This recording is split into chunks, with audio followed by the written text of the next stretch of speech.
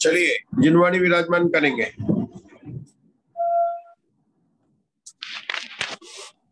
करिए मुक्ता जी, जिनवाणी विराजमान।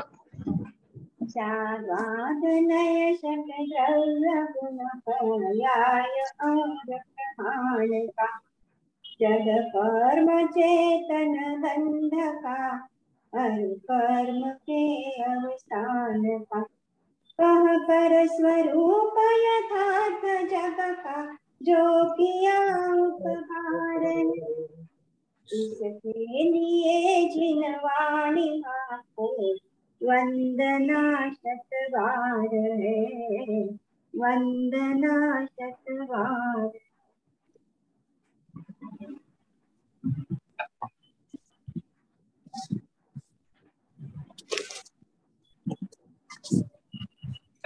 भाई साहब मंगलाचरण। ओम नमः सिद्धेभ्य, ओम नमः सिद्धेभ्य, ओम नमः सिद्धेभ्य।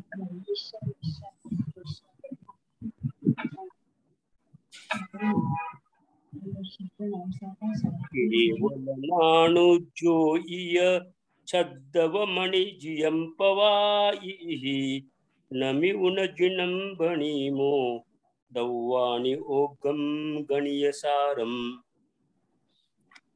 गणित की जिसमें प्रधानता है ऐसे द्रव्य प्रमाणानुगम जो जीव स्थान षटखंडागम के प्रथम खंड जीव स्थान का दूसरा अनुयोग द्वार है और उसकी टीका धवला पुस्तक 3 में प्रकाशित हुई है।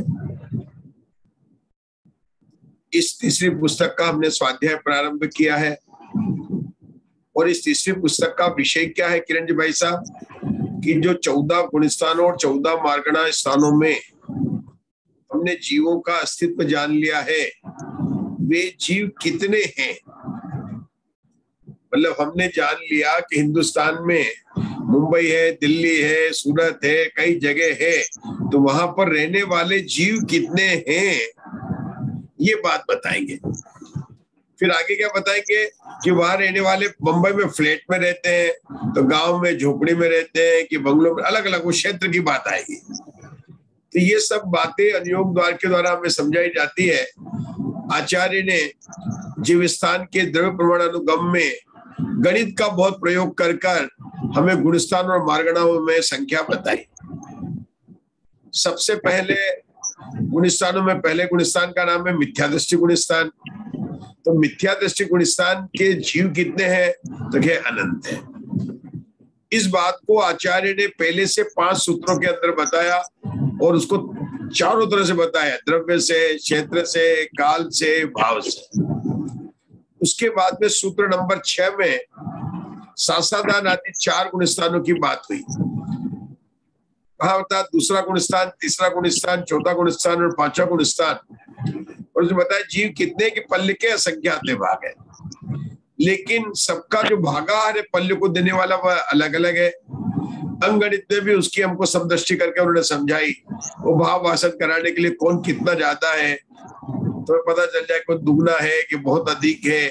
इस प्रकार से भाव भाषण कराया। अब हमें सामान्य से देखें तो क्या कि इन गुणस्थानों में दूसरे से लेकर 5वें गुणस्थान में जीव कितने के असंख्यात राशि वाले हैं। वास्तव में देखा जाए तो इस एक लाइन में प्ररूपणा समाप्त हो गई, द्रव्य प्रमाणानुगम समाप्त हो गया। मिथ्या दृष्टि जीव अनंत राशि है, दूसरे गुणस्थान से लेकर 5वें गुणस्थान तक असंख्यात राशि है, ये बात समाप्त हो गई। उसके बाद में चलता है गुणस्थान 6 से लेकर 14। अब 6 से 14 का एक ग्रुप बनाया जिनको हम सामान्य से कहें तो नो संयत। संयत मतलब मुनिराज।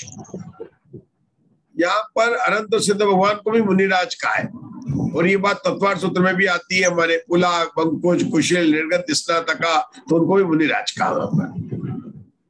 अब इनकी संख्या बताते हैं, तो मुझे नहीं, हम सबको पता है किरण भाई साहब जो पूजा करते हैं ना, 3 कम 9 करोड़ मुनिराज का रोज अर्घ्य चढ़ाते हैं, और वही संख्या की जो है यहाँ पर बात आ रही है।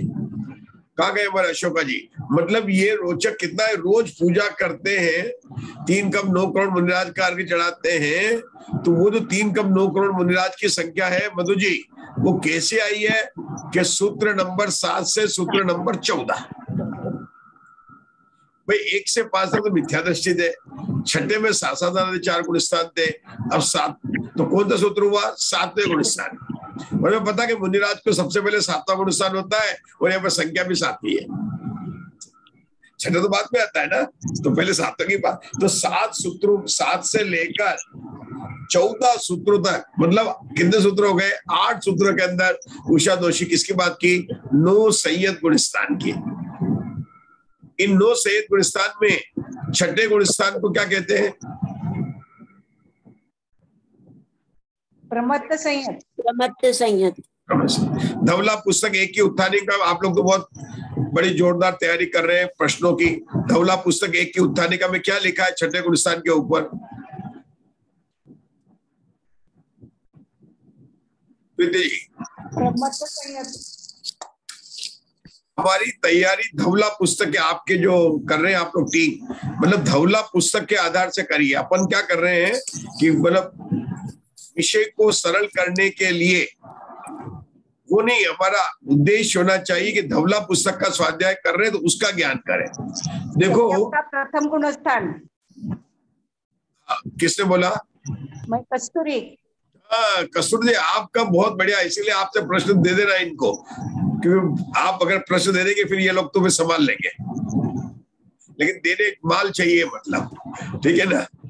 तो बहुत बढ़िया, मतलब धवला पुस्तक में छठे गुण स्थान के ऊपर उत्थानिका में आप करते ना परमागम की क्लास, तो क्या पढ़ते हैं, छठी गाथा की उत्थानिका क्या है, कि वह शुद्धात्मा कैसा है, 31वें गुण स्थान की 31वीं गाथा की उत्थानिका क्या है, कि अब शंकर है ना, शंकर का दोष का पर, ये गायक शंकर के दोष का परिहार करते हैं, ऐसे उत्थानिका है हर एक समय साल की गाथा में। यहाँ भी वही है, आचार्य है ना, मुनिराज जैन धर्म के वीरसेन आचार्य ने उत्थानिका लिखी है। 7वें गुण स्थान के ऊपर की उत्थानिका क्या लिखी है, संयत। प्रमत्त संयत। ये तो हमारे प्रीति जी बता देंगे। संयत का गुण स्थान, संयत। हमको तो धवला, जिन्होंने धवला का स्वाध्याय किया, ये तो जो धवला का स्वाध्याय नहीं करते ना, वही बता देंगे कि 7वां गुण स्थान अप्रमत्त है। धवला का स्वाध्याय किया तो क्या कहा, संयत का गुण स्थान। अब हमारे बताए कि देखो, अच्छा अरे देख के भी बता, शुद्ध संयतों में पहला गुण स्थान, संयत का पहले से, शुद्ध संयत का पहला गुण स्थान, ये अंतर है। धवला का स्वाध्याय करके अपन करना, और वो करना कठिन नहीं है, कठिन मान रखा, शुद्ध संयतों में पहला गुण स्थान। छठे गुण स्थान को क्या कहा उषा दोषी, संयतों का पहला स्थान। जी भाई साहब, इतनी सरल है, यद्यपि 1-2 स्थान पर गणित आ जाती है, और हमारे यहाँ पर तो आप लोगों ने बहुत ही मतलब हिम्मत रखी, और गणित का पहला पहाड़ समाप्त हो गया, बहुत समाप्त हो गया, बहुत ही आनंददायक विषय हो गया। मतलब इतनी हिम्मत वाली स्वाध्याय की जो है, किरण भाई कितने भी हो, 20-25 से कोई बात नहीं है, लेकिन बड़े हिम्मत वाले हैं स्वाध्याय वाले, मतलब जिनागम के आचार्यों की बात को पढ़ना है, हमें समझ में आए या नहीं समझ में आए, कोई शैवशम सबका बराबर नहीं होता है हमारे बात, लेकिन हिम्मत वाली बात है कि आप लोगों ने खंडित, बाजित, विरलित, अपराध, विलट, प्रमाद, है ना, वीर पर गदारा, सब धाराओं के अंदर उसको जो है करके रखा। बहुत बहुत हिम्मत की बात है अशोका जी आपकी, ये बहुत परम पवित्र भावना है, आपकी बहुत अच्छी से समझा। अच्छा आगे बढ़ता हूं मैं तो, उषा दोषी अब आगे 8वें गुण स्थान के उत्थान में क्या लिखेंगे, इसको कहते हैं, बच्चे जैसे करते हैं ना, बच्चे इंटेलिजेंस टेस्ट होता है ना, इसको इंटेलिजेंस टेस्ट कहते हैं, कि धवला पुस्तक में कैसे टीका लिखी है। देखो गति 4 होती है, 5 पाप होते हैं, 6 द्रव्य होते हैं, 7 तत्व होते हैं, सब सही है,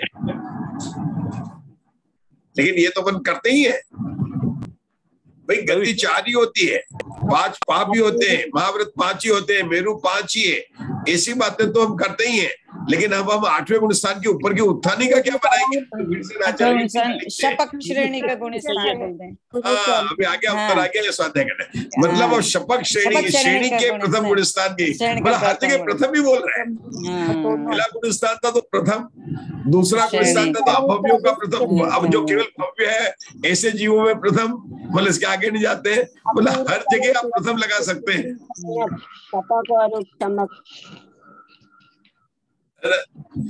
बहुत बढ़िया। तो हमारे यहाँ पर द्रव्य प्रमाण अनुगम में लिख लीजिए प्रीति जी, मतलब ये अच्छी क्वेश्चन है, मतलब है ना। तो इससे जो है मतलब हमारा महत्व रहता है कि जो पुस्तक पढ़ रहे हैं, भाव दीपिका पढ़ रही है हमारी प्रीति जी, तो ठीक है, भाव दीपिका के आधार से आना चाहिए।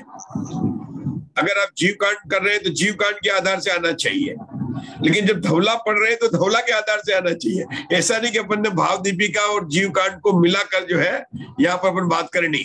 उससे क्या होता है कि अपने को आचार्य क्या कहना चाहते, क्या शैली है। मैं इसलिए बोल रहा हूं कि धवला पुस्तक की शैली अनुपम है, प्रश्नोत्तर शैली है, प्रश्नोत्तर शैली है।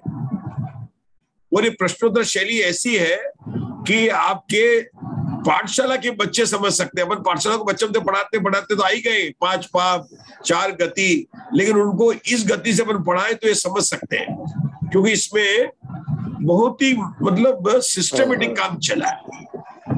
तो हमारी बात चल रही है 6ठे गुण स्थान से लेकर 14 गुण स्थान तक सबकी राशि बताया कितनी है, संख्यात है। कितनी है सबकी राशि, कितनी है संख्या जीव है। अब 6ठे गुण स्थान के कितने जीव है? देखो हमारे कौन थे, वो बहुत अच्छे थे हमारे ग्रुप में गए, वो जब नहीं उत्तर आता है, मान लीजिए आपको 6ठे गुण स्थान की जीव का उत्तर नहीं आता कितने जीव है, तो उसका फिर भी उत्तर देना है। हमारे यहाँ कोई देते थे कि साहब 7वें गुण स्थान से दुगने हैं। क्या उत्तर दिया? हमने क्या पूछा कि 6ठे गुण स्थान के जीव कितने हैं, उत्तर नहीं याद है तो क्या करें, नहीं याद रहता है। तो ये तो याद रहता है कि 6ठे गुण स्थान का काल से 7वें गुण स्थान का काल आता है, तो जितने 7वें गुण स्थान के जीव है उससे दुगने जीव है।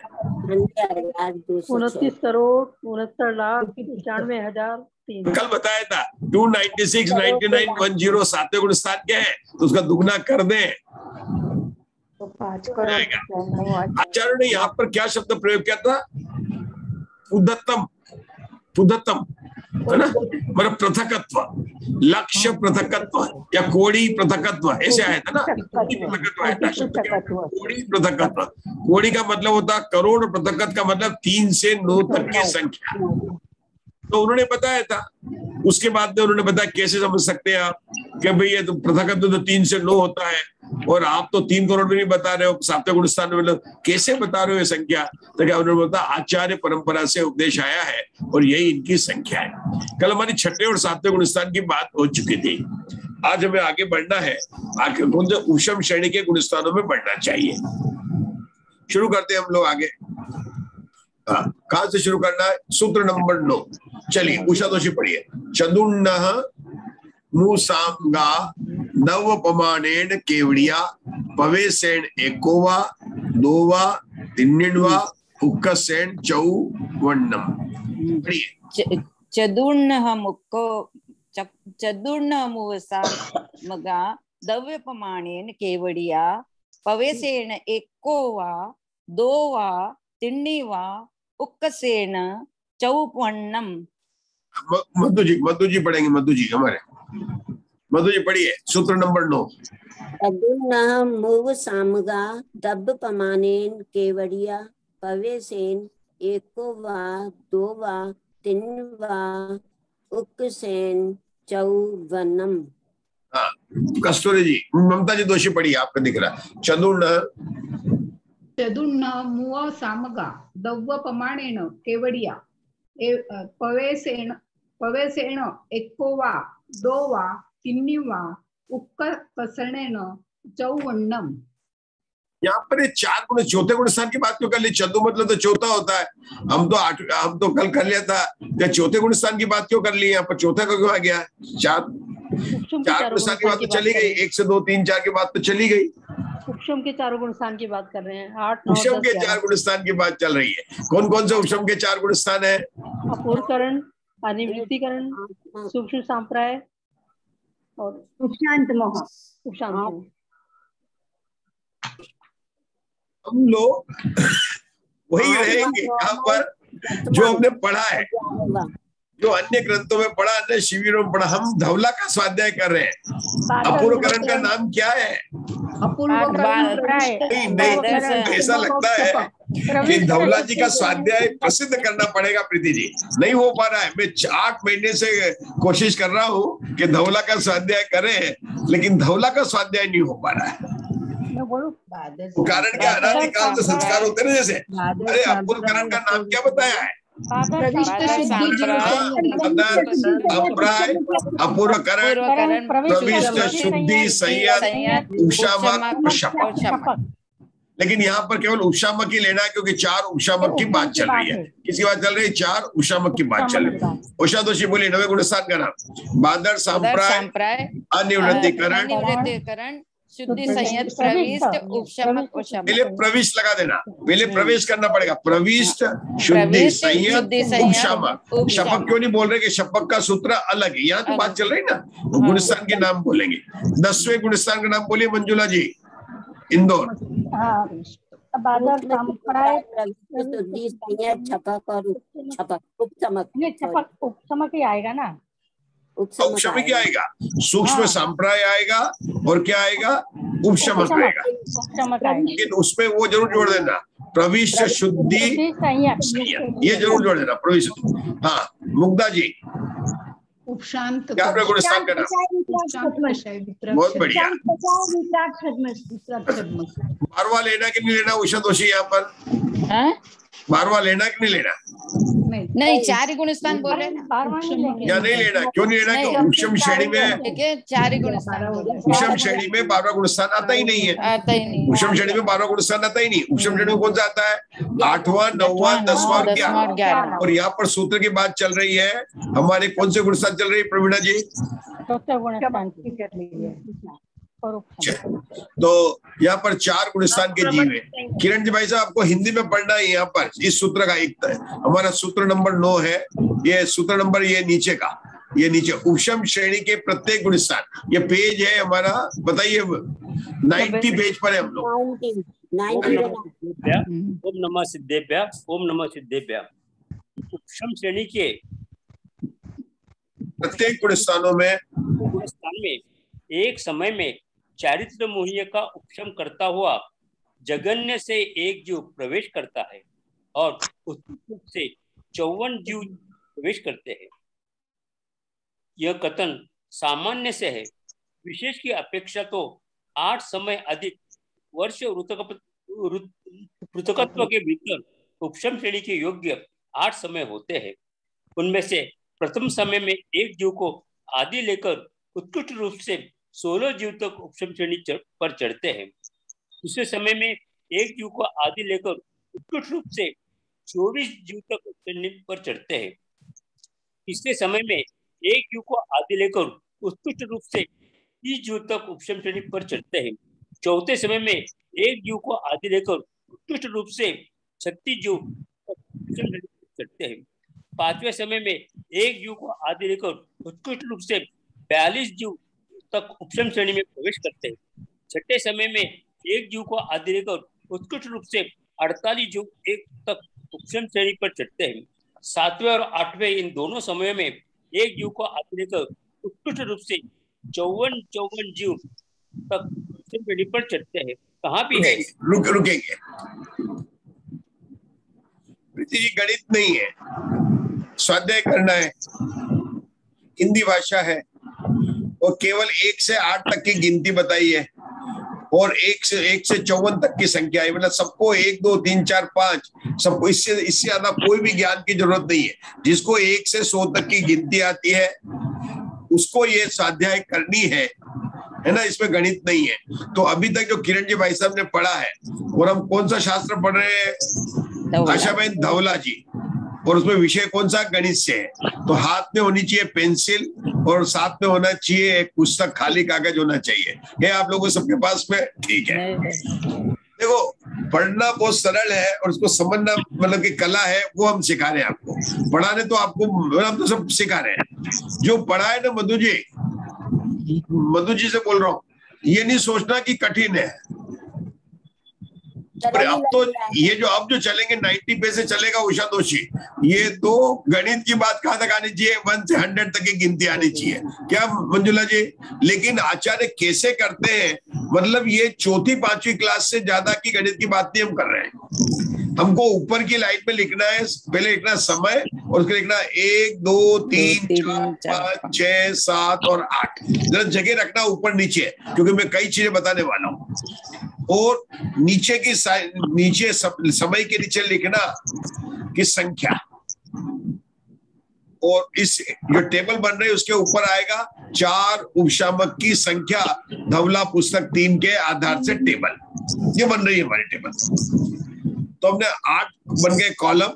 पहले में लिखा हमने समय 1 2 3 4 5 6 7 8।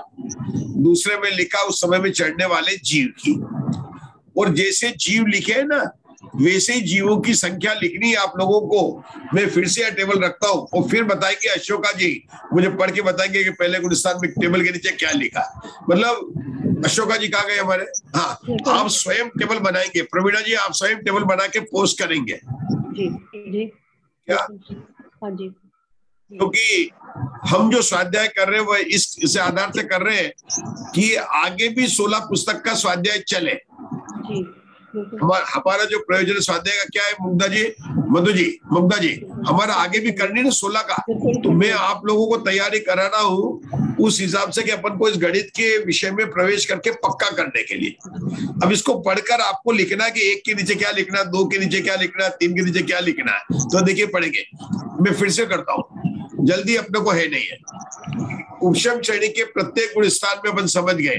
एक समय कुशन करता हुआ जगन्य से एक जीव प्रवेश करता है, उत्कर्ष से 54 जीव प्रवेश करता है। तो पहले समय के लिए जगन्य भी छोड़ देंगे तो उत्कर्ष से कितना हो गया 54, या आप 1 से 54 भी कर सकते हैं। पहले समय के नीचे लिखेंगे तो अपन समझ जाएंगे कि जगन्य से एक जीव और उत्कर्ष से 54 लिखा। उषा दोषी हाँ, ये तो सामान्य कथन था, अपने को ऐसा नहीं करना, अपने को नीचे आना। विशेष की अपेक्षा तो 8 समय अधिक वर्ष पृथकत्व के भीतर उपशम के योग लगातार 8 समय। तुमने प्रथम समय में एक जीव को आदि लेकर उत्कर्षक 16, तो पहले के नीचे क्या लिखा 1 से 16। दूसरे में क्या लिखा 1 से लेकर 24।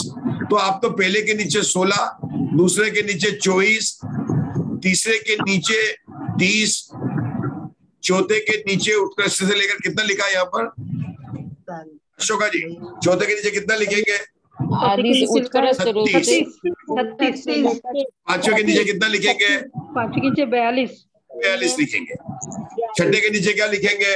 48। और 7वें और 8वें के नीचे क्या लिखेंगे? 54 लिख दिया, बराबर 54।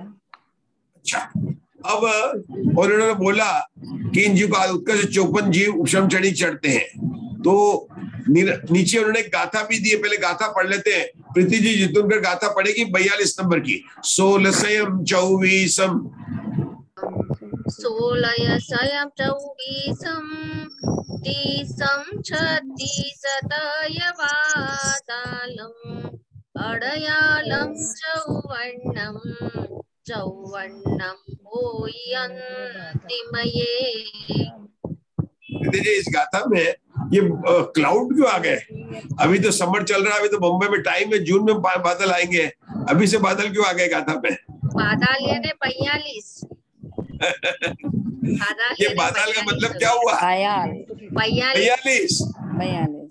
अपन करते ना इकट्ठी बादल, पन्नट्टी बादल, इकट्ठी, तो बादल वो संख्या तो बहुत बड़ी है वहां पर, लेकिन उसको शॉर्ट में बोला। जैसे सुमेरु बोलते ना, सुदर्शन मेरु क्या बोलते हैं? सुमेरु।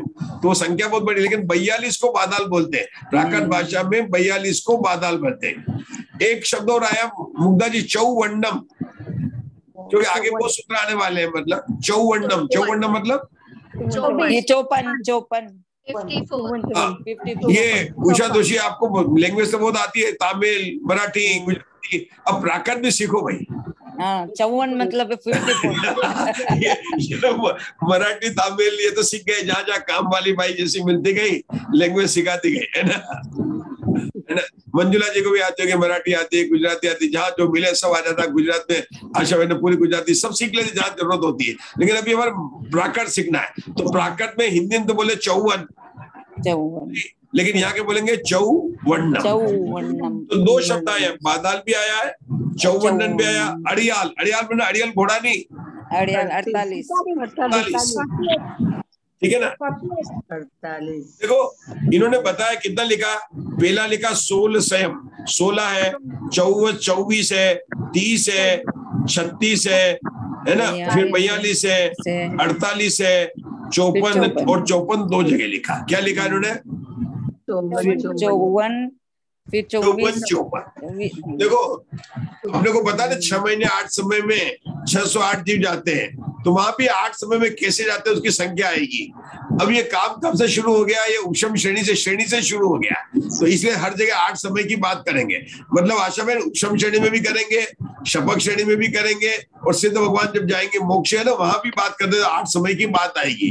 ये 8 समय की बात कैसे आएगी अपने को बहुत खुलासा होने वाला है इसके अंदर, लेकिन अभी अपन ने लिख लिया। तो क्या लिखा एक के नीचे? अशोका जी बोलिए, एक के नीचे क्या लिखा? एक के नीचे 16, एक के नीचे 16, 2 के नीचे 24, 3 के नीचे 30, 4 के नीचे 36, 5 के नीचे 42। नहीं, ये जगन्य चलो उषा जोशी आप बोल लिखा आपने, पहले के नीचे 16, पहले जगन्य 1 से 16 है, फिर उत्कृष्ट 1 से 24 मतलब 24 है। अपन उसने थोड़ा सा मैंने ही बोला था, लेकिन आपने 16 ही बोलो अभी अपने, मतलब अपन समझ गए उत्कृष्ट संख्या। तो 16 पहले के नीचे 16, दूसरे के नीचे 24, तीसरे के नीचे 30, चौथे के नीचे 36, पांचवे के नीचे 47, कितना लिखा? 42, 48 और 54। अब भीषण आचार्य का गणित शुरू होता है। जोड़ो, कैलकुलेटर नहीं है और हाथ भी नहीं लगाना, कैसे जोड़ोगे? तो वीरसेन आचार्य इसका तरीका बता, देखो आपको समझा रहा हूँ।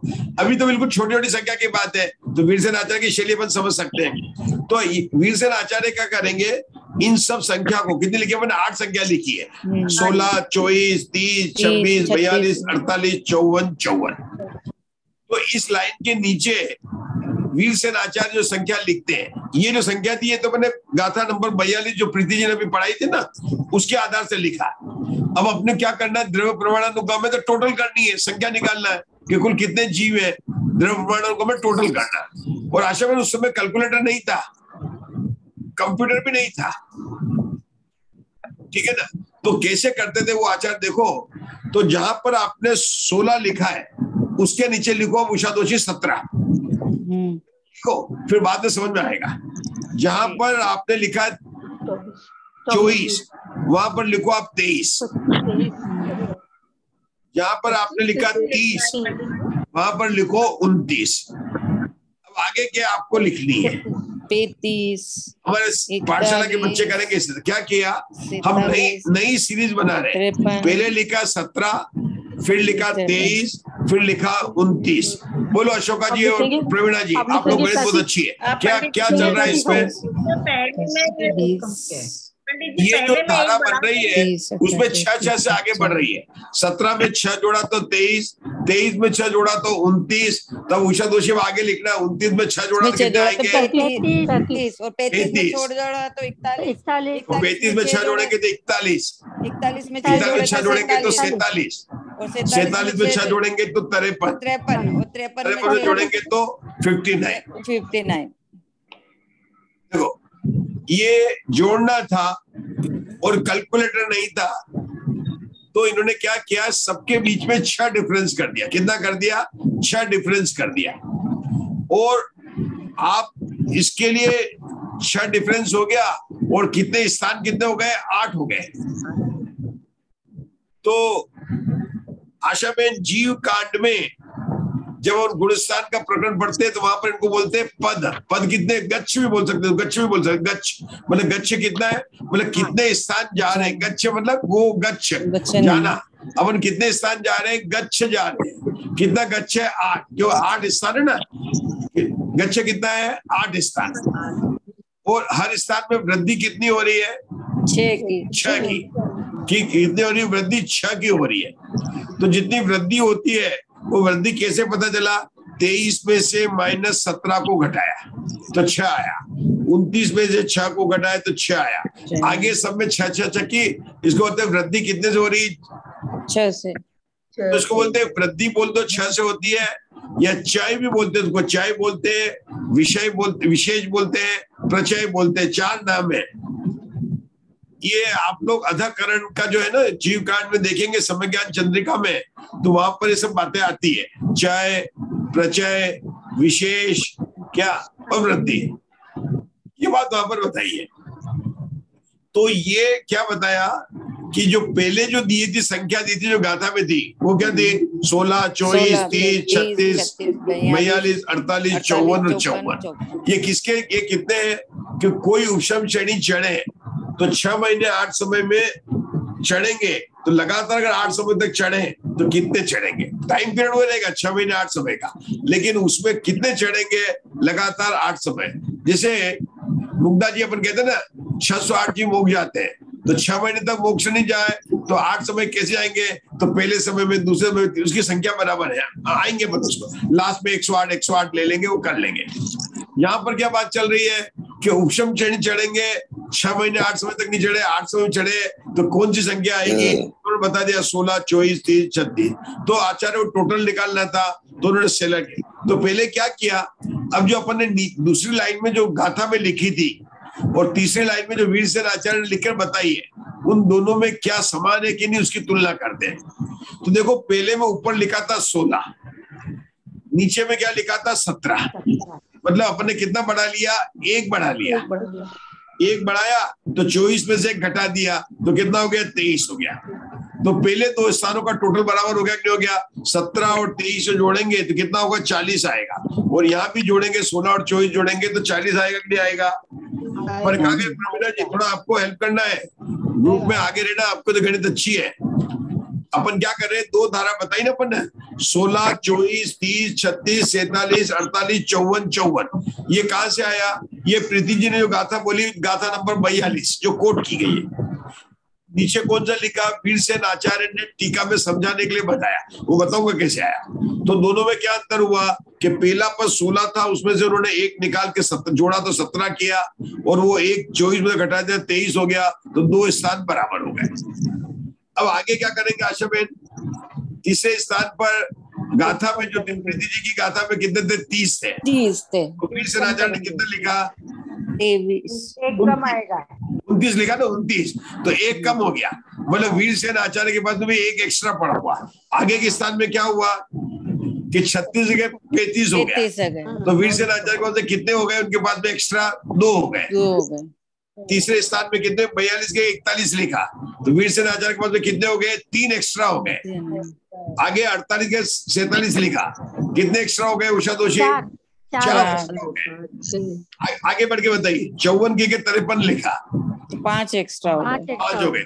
अब तो आखिरी स्थान रह गया है, अब तो आगे बढ़ने से तो 5 एक्स्ट्रा थे, वो इसमें 54 में मिला दो तो 59 हो जाएंगे। हाँ, 54 में 5 जोड़ दिए तो 59 हो गए। इसका मतलब क्या हुआ कि नीचे की संख्या का टोटल और ऊपर की संख्या का टोटल बराबर है।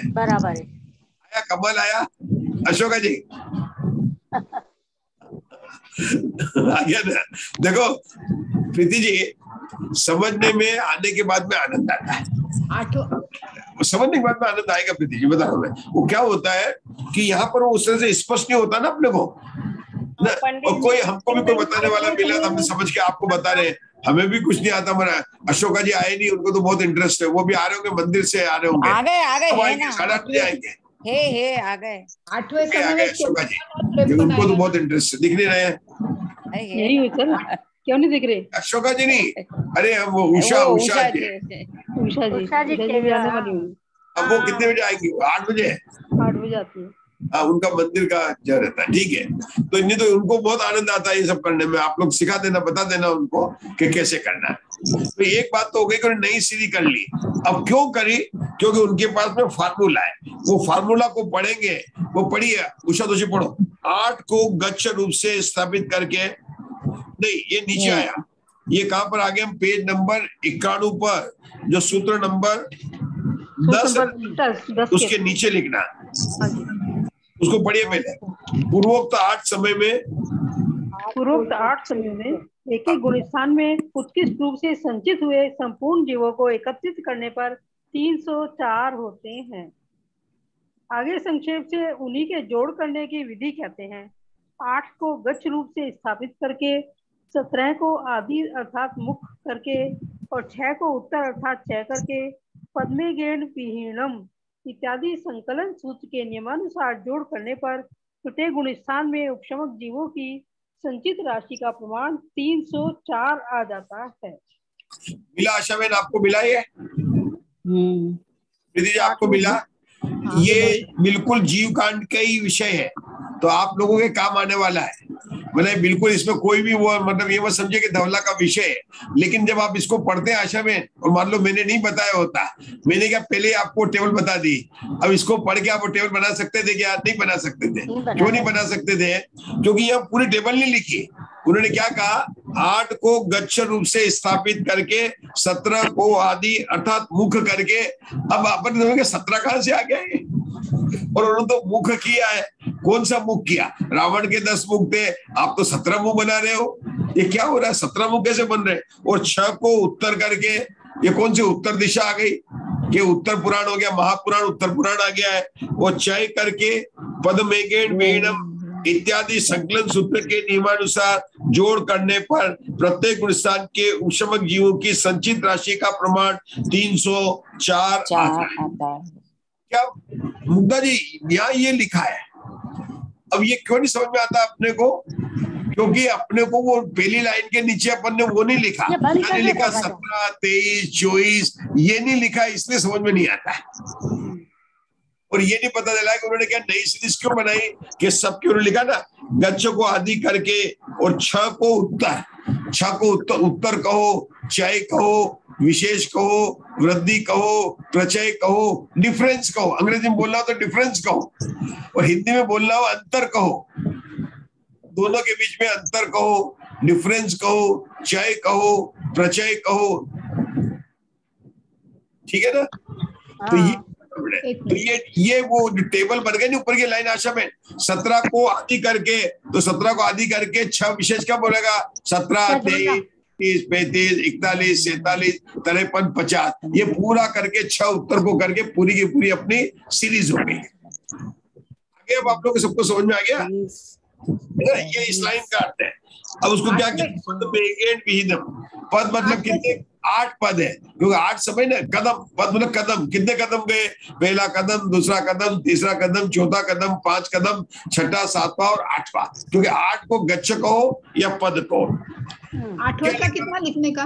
पद मेगेण विहीणम, पद है 8, उसमें से 1 को विहीण मतलब कम करना। पद मेगेण विहीणम मतलब 8 में से 1 घटाया, कितना आया? 7 आया, ठीक है ना? और उसका सूत्र का पूरा उन्होंने नीचे फुट नोट में लिख रखा है। आप लोग पुस्तक के नीचे लिखो, पीछ के नीचे, ये जो ना कहीं पंच संग्रह का और त्रिलोक पन्नति का सूत्र है। तो यहाँ लिखा उन्होंने तीसरे नोट पर, फुट नोट पर, मैं दिखाऊं क्या आपको? पद्मे गेण विहीणम सुभाजितम, ये देखो यहाँ लिखा है पद्मे गेण विहीणम मुखभाजितम उत्तरेण समगुणितम पभवजुदम पदगुणितम पदगणितम तम विजानाहि। ये त्रिलोक सार की गाथा है। क्या किसी आता है? त्रिलोक सार की गाथा है। मैं सिर्फ आपको बता रहा हूँ कि गाथा में कैसे प्रयोग करना। देखो उषा दोषी, गाथा याद नहीं रहेगी ना, ये चीजें याद रहने वाली है, लेकिन जब अपन धवला पुस्तक 3 को लेकर सामने बैठे हैं तो हमको उसका अर्थ समझ में आना चाहिए। जब इसको लेकर बैठे तो अर्थ समझ में आना चाहिए। तो ये सूत्र किसका है? त्रिलोक सार का। किसने लिखा त्रिलोक सार? बोलो मुग्धा जी।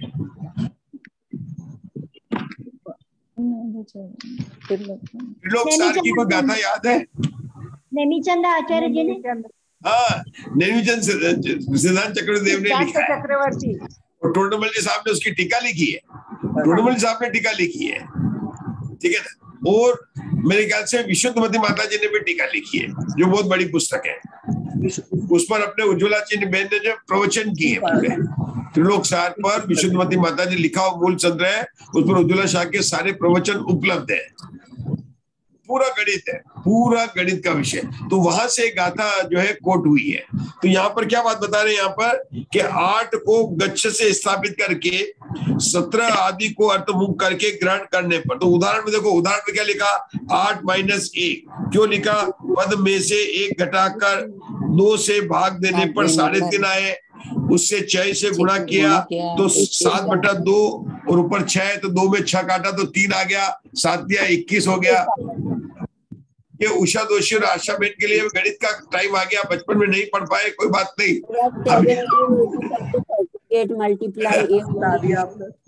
क्या आप लोग है ना अभी पढ़ सकते हैं आराम से, बहुत बढ़िया है। और एक बार ये पक्का कर लेंगे तो आपको त्रिलोक सार, जीव कांड, कर्म कांड, लब्धि सार, ये सबकी अर्थ दृष्टि समझने में बहुत आसान रहेगा, बहुत आसान रहेगा। तो ये बना चल गया ना। और फिर उन्होंने क्या किया, प्रभव मतलब 7, प्रभव मतलब प्रभुदी, आदिनाथ से लेकर 7 को जोड़ा 38 आया, और जो गच्छ का गुणा कर दिया तो 304 आ गया। मतलब आचार्य ने हमको फार्मूला दे दिया। आप चाहे तो आशा बहन कैलकुलेटर में जोड़ करवा लेना, छोटे बच्चों से यही निकाल के दे देंगे, फटाफट करेंगे वो। लेकिन उस समय कैलकुलेटर नहीं था, तो ये फार्मूले ऐसे सूत्र थे, उस सूत्र से वो लोग बना लेते थे फार्मूले। सिंपल है, एकदम सिंपल है ये तो है, सिंपल है एकदम। हाँ सिंपल है, सिंपल है वो तो। वो कठिन क्यों लगता है? देखो हमारे उषा जी आगे आपको याद कर रहे थे हम, क्योंकि बहुत अच्छी चीज आई थी। बताइए अशोका जी क्या बता रहे थे, पर उषा जी के लिए क्या बात कर रहे थे? इसी के लिए बता रहे थे कि 8 समय के अंदर में कितने कितने जीव जाते हैं, 8 समय में जो जाते हैं जी। अभी इनसे कराते ना बंदे, पेज नंबर 90 निकालिए जी। हाँ जी, 90 में है ना प्रथम समय में। नहीं, उषा जी जैन, हाँ जी, पेज नंबर 91 का 8वां जो नीचे का जो पेज, 8 को गच्छ स्थापित करके यहाँ चल रहे हैं हम आपको। हाँ जी, वो तो मिल गया। आप पढ़िए और समझाइए, पढ़िए। 8 को गच्छ रूप से, 8 को गच्छ रूप से स्थापित करके 17 को आदि अर्थात मुक्त करके और 6 को उत्तर अर्थात चय करके पद मेगेन विहीनम इत्यादि संकलन सूत्र के नियमानुसार जोड़ करने पर प्रत्येक गुण स्थान में उपसमक जीवों की संचित राशि का परिमाण 304 आ जाता है। क्या लगता है आपको गणित का विषय नहीं लग रहा है?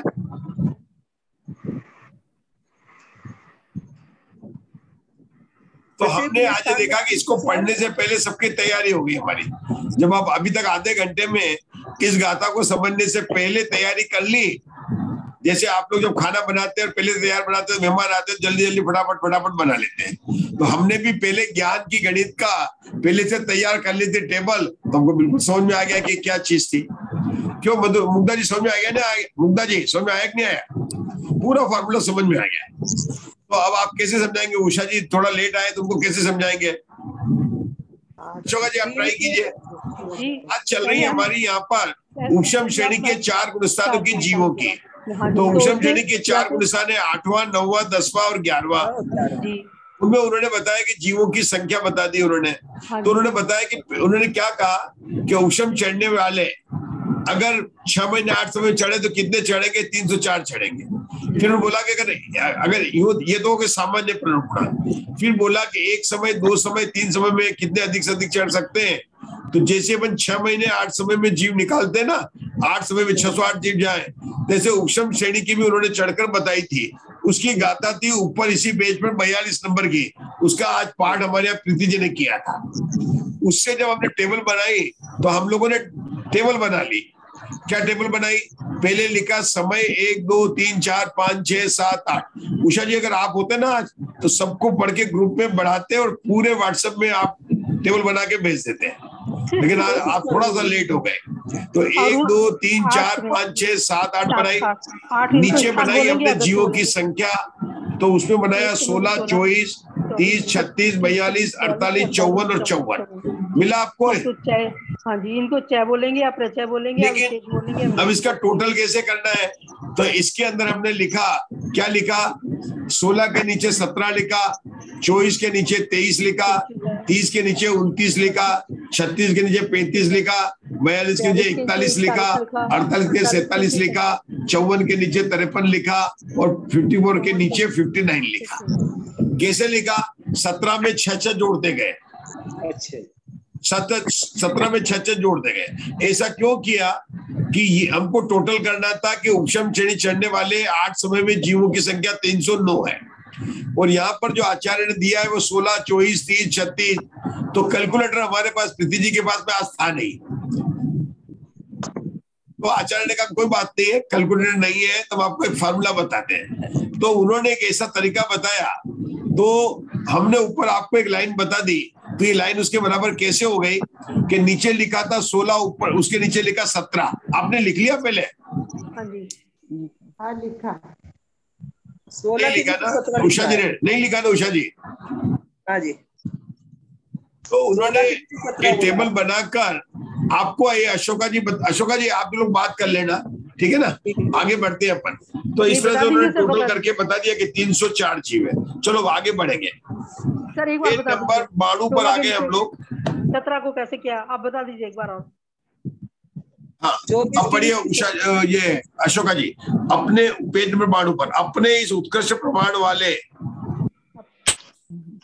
एक बार संख्या बता दीजिए। 16 के नीचे 17, 24 के नीचे 25। ये अभी मैं शपक पर, आप बैठे रहिए, शपक पर ये का ही फार्मूला आने वाला। आगे ने शपक का करेंगे ना, फार्मूला यही लगने वाला है। अच्छा, उत्कृष्ट प्रमाण वाले जीवों से युक्त, मतलब फार्मूला यही लगने वाला। अभी स्वाध्याय चल रही भैया, ये फार्मूला यही लगने वाला अपना शपक श्रेणी के गुणस्थानों पर यही फार्मूला लगने वाला। अपने इस उत्कृष्ट प्रमाण वाले जीवों से युक्त संपूर्ण समय एक साथ नहीं प्राप्त होते हैं, इसलिए कितने ही आचार्य पूर्वक प्रमाण में से 5 कम करते हैं। पूर्वक प्रमाण में से 5 कम का यह व्याख्यान प्रवाह रूप से आ रहा है, दक्षिण है और आचार्य परंपरागत है, यह इस कथन का तात्पर्य है। तथा पूर्वोक्त 304 का व्याख्यान प्रवाह रूप से नहीं आ रहा है, वाम है, आचार्य परंपरा से अनागत है, ऐसा जानना चाहिए। देखो यहाँ पर अपन ने जो गाथा में टोटल लगाया 304 आया, लेकिन जब अपन 3 कम 9 करोड़ मुनाजात की टोटल करते हैं ना, तो वहां पर 299 लेते हैं। कितने लेते हैं? 299 लेते हैं। जो ये आए ना, ये चढ़ने वाले, तो आचार्य बोलते हैं कि ये जो उत्कृष्ट प्रमाण बताया यहाँ पर, उससे जो है कोई और भी आचार्य है वो बोलते हैं कि उससे 5 कम होते हैं। तो 304 में 5 घटाएंगे कितने आएंगे बच्चे? हमारे बाबू का क्या नाम है? 304 में से 5 माइनस करना है। उत्तर करके बताओ जल्दी से बेटा।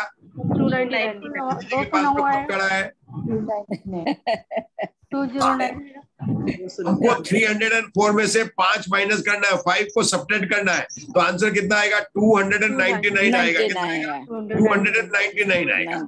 तो ये भी मतलब उपदेश चलता है। तो बोलते हैं पूर्वोक्त प्रमाण से 5 कम करने पर, मतलब पूर्वोक्त प्रमाण कितना था? 304, उसमें से माइनस कितना किया? 5, कितना आया? 299। लेकिन जो पूर्व प्रमाण से 5 करके यह व्याख्यान क्या लिखा है? प्रवाह रूप से आ रहा है। प्रवाह रूप से मतलब भगवान महावीर का उपदेश आचार्य परंपरा से, जैसे गंगा नदी बहती है और कंटिन्यूस एक जगह से दूसरे रुक नहीं सकती है। गंगा को बोले रिवर जा रही है, फ्लो हो रही, तो रुक सकती नहीं, रुक सकती है। तो ऐसे ही ये आचार्यों के उपदेश से प्रवाह रूप से आ रहा है और यही आचार परंपरा ग्रंथ है, यह इस कथन का तात्पर्य है। तथा जो 304 का जो व्याख्यान है, वीरसेन आचार्य कहते हैं हमने आपको पढ़ाया, गाथा भी दी, लेकिन ये आचार्य परंपरा से प्रवाहगत नहीं है। मतलब क्या कह रहे हैं कि जो आप 3 कम 9 करोड़ मुनिराज को अर्घ चढ़ाते हैं ना, वो सही है। वो क्यों सही है? वो आचार परंपरागत से सही है। लेकिन जो 304 और 608 की बात बोलते हैं, वो उपदेश है।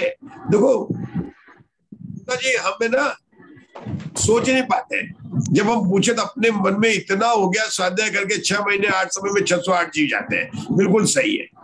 और जब अर्घ चढ़ाते थे 3 कम 9 करोड़ मुनिराज को, अर्घ चढ़ाते हैं, और दोनों बराबर, और अपन बोलते हैं दोनों में ऐसे पक्के हो गए, लेकिन दो की दो आचार परंपराएं लगता ही नहीं हमको कि एक साउथ इंडियन है एक नॉर्थ इंडियन है, एक डोसा इडली है एक रोटी चावल है, लगता ही नहीं हमको। दो अलग अलग दोनों खाना है, दोनों अलग अलग है, एक मतलब दो आचार्यों के मत है, वो बात है। तो आज हमें पता चला कि जो वो 3 कम 9 करोड़ मुनिराज में 299 वाला जो लेके चलते हैं वो वास्तव में सही है। क्यों सही है आशा बहन? अब दूसरी बात को क्यों गलत कह रहे हो? परंपरा से चली। तो हम कहाँ जानने वाले होते हैं? तो भगवान की वाणी में आया ज्ञान है, जो आचार्यों का उपदेश चला आ रहा है और जो परंपरा मुख्य रूप से है, तो आचार्य कहते हैं वही सही है। क्या बोला उन्होंने? और वो जो 304 का जो है प्रभाव आ रहा है, प्रभाव नहीं आ रहा है, वह क्या है? वो क्या हुआ? वाम ये सही नहीं है, मतलब ये अनागत है, कि इसको जानना चाहिए। वाम बोला उन्होंने, और वाम का आगे चलकर नाम बोलेंगे कि वो दक्षिण के उत्तर बताएंगे आगे। तो 2 तरह की उपदेश आ गई है। अब हम आगे का गुणस्थान का सूत्र पढ़ रहे हैं। उषा जी जैन, आपको पढ़ना है, अब आपका आ गया, पढ़िए सूत्र नंबर 11 पढ़िए। चारों गुणस्थानों के छपक और अयोगी केवली जीव द्रव्य परमाण की अपेक्षा कितने हैं? प्रवेश की अपेक्षा 1 या 2 अथवा 3 और उत्कृष्ट रूप से 108 है। 8 समय अधिक 6 महीना के भीतर छपक श्रेणी के योग्य 8 समय होते हैं। उन समयों के विशेष कथन की विवक्षा न करके सामान्य रूप से प्ररूपण करने पर जघन्य से एक जीव छपक गुणस्थान को प्राप्त होता है तथा उत्कृष्ट रूप से 108 जीव छपक गुणस्थान को प्राप्त होते हैं। विशेष का आश्रय लेकर प्ररूपण करने पर प्रथम समय में एक जीव को आदि लेकर उत्कृष्ट रूप से 32 जीव तक छपक श्रेणी पर चढ़ते हैं। दूसरे समय में भी एक जीव को आदि लेकर उत्कृष्ट रूप से 48 जीव तक छपक श्रेणी पर चढ़ते हैं। तीसरे समय में एक जीव को आदि लेकर उत्कृष्ट रूप से 60 जीव तक छपक श्रेणी पर चढ़ते हैं। चौथे समय में एक जीव को आदि लेकर उत्कृष्ट रूप से 72 जीव तक छपक श्रेणी पर चढ़ते हैं। पांचवें समय में एक जीव को आदि लेकर उत्कृष्ट रूप से 84 जीव तक छपक श्रेणी पर चढ़ते हैं। छठे समय में एक जीव को आदि लेकर उत्कृष्ट रूप से 96 जीव तक छपक श्रेणी पर चढ़ते हैं। सातवें और आठवें समय में एक जीव को आदि लेकर उत्कृष्ट रूप से प्रत्येक समय में 108 जीव तक छपक श्रेणी पर चढ़ते हैं। कहा भी है। रुक जाएंगे थोड़ा। हाँ, अब मुग्धा जी बताएंगे। जैसे अपन उपशम श्रेणी की टेबल बनाई थी ना मुग्धा जी, ऐसे शपक श्रेणी की बनानी। शपक श्रेणी का मतलब क्या हुआ? गुणस्थान नंबर 8, 9, 10 और 12, ये 4 के शपक हो गए। अब इसको शपक श्रेणी चढ़ने वाले जीव के अपन ने 2 टेबल बनाई, तक लिखा समय, तो समय में के नीचे लिखा 1, 2, 3, 4, 5, 6, 7, 8 लिख दिया अपन ने, लिख दिया। और जो समय के नीचे लिखा टेबल बना रहे, हमने लिखा जीवों की संख्या या राशि। अब जहां पर 1 लिखा था उसके समय यहां से पढ़कर अपने को लिखना है, 2 के नीचे यहां से पढ़कर अपने को लिखना है। ये क्लास का वर्क है, होमवर्क नहीं है। मुझे इस बच्चे का नाम चाहिए। क्या नाम है बच्चे का? नाम बता सकते हैं अगर कॉन्फिडेंशियल हो? हाँ तो बेटा ये टेबल अच्छी है, आपको होमवर्क दे रहे हैं हम आपको, ठीक है ना? ले लेना आज ये। तो 1, 2, 3, 4, 5, 6, 7, 8 लिखा। उसके नीचे प्रीति जी क्या लिखेंगे? 1 के नीचे क्या लिखेंगे? 108 32 लिखेंगे। 2 के नीचे क्या लिखेंगे? 48 38 लिखेंगे। 2 के नीचे 38 लिखेंगे। 3 के नीचे क्या लिखेंगे? 48 लिखेंगे ना। 48 के बाद में लिखेंगे 60। 60 के बाद में लिखेंगे 72। 72 के बाद में लिखेंगे 84। और फिर लिखेंगे 96। 96। इसमें देखिए आपने देखा क्या क्या लिखा? पहले समय में लिखा 1 2 3 4 5 6 7 8 या 8 समय लिखे, उसके नीचे हमने ये टेबल लिख दी पूरी की पूरी, जो अपन ने यहाँ पर बात बताई थी, है ना? क्या लिखा था? 32 48 60 72 लिख दिया आपने, ठीक है? अब लिखो, जहां पर 32 लिखा है ना, उसके नीचे लिखो 34। जहां पर 32 लिखा उसके नीचे लिखो 34। जहां पर 48 लिखा वहां पर लिखो 46। यहाँ कम होंगे तो 46 है ना, 46 लिखे 48 लिखना है। 48 तो 46 लिखना है, 2 कम लिखने हैं। नीचे 3 लाइन बनाई है। पहले लाइन में समय लिखा 1 2 3 4 5 6 7 8। दूसरे लाइन में जो आपने पढ़ा वो लिखा है कि 30 को 34 46 58, ये अपन लिखा था ना अभी जो पढ़ा था, ये लिख दिया 70 82 94 106 और 118 लिख दिया। 48 है जी, 44 नहीं है। दूसरे समय में 48 है। हाँ, तो 50 लिखा जाएगा फिर। जो वहां लिखा है ना स्पेशल 32 लिखा ना, पहले समय में क्या लिखा है? 32 है, फिर 48 है। दूसरे समय में 48 है। आप रुकिए 1 मिनट अशोका जी, मैं बताता हूँ। हाँ अशोका जी, पहली लाइन में अपन ने क्या लिखा है किताब से पहले नीचे के लिए? पहली लाइन में लिखा है 32 लिखा, बराबर। दूसरी में उसके लिखा है बाद 48 लिखा, 48 लिखा है, फिर 60 लिखा, 60 लिखा है, 72 फिर 84 96 108 एंड 108। 108। ठीक है, अब तीसरी लाइन में लिखना है। तीसरी लाइन में मैं बताता हूँ, उस तरह से लिखना आप लोगों को। सब लोग रेडी है? लिखिए। बीच में जरा कोई बोलना नहीं। हाँ, बीच में कोई बोलना नहीं तो समझ में नहीं आएगा। तीसरी लाइन, थर्ड लाइन, जहां पर अपन ने 32 लिखा था, एक समय के नीचे 32 लिखा था, उसके नीचे 34 लिखना। जहां पर दूसरे समय के नीचे मैंने 48 लिखा था, उसके नीचे 46 लिखना। 46। जहां पर तीसरे समय पर 60 लिखा था, उसके नीचे 58 लिखना। जहां पर 72 लिखा था, वहां पर 70 लिखना।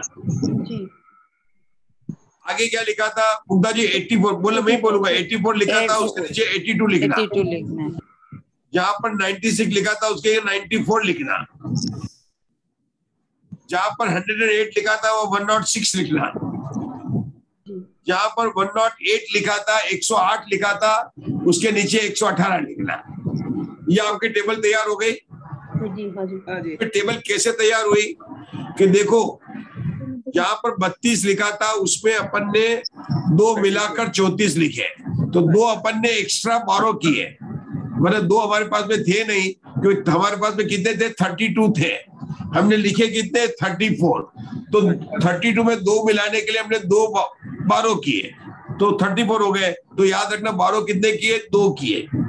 सेकंड में क्या था कि मेरे पास में 48 थे, लेकिन मैंने कितने लिखे? 46। तो मैंने 2 रिटर्न कर दिए उसको। तो पहले में 2 बारो किए थे, 2 रिटर्न कर दिए, तो बराबर हो गया। पहला और दूसरा दोनों बराबर हो गया, क्योंकि 32 और 48 का वही टोटल है जो 34 और 46 का है।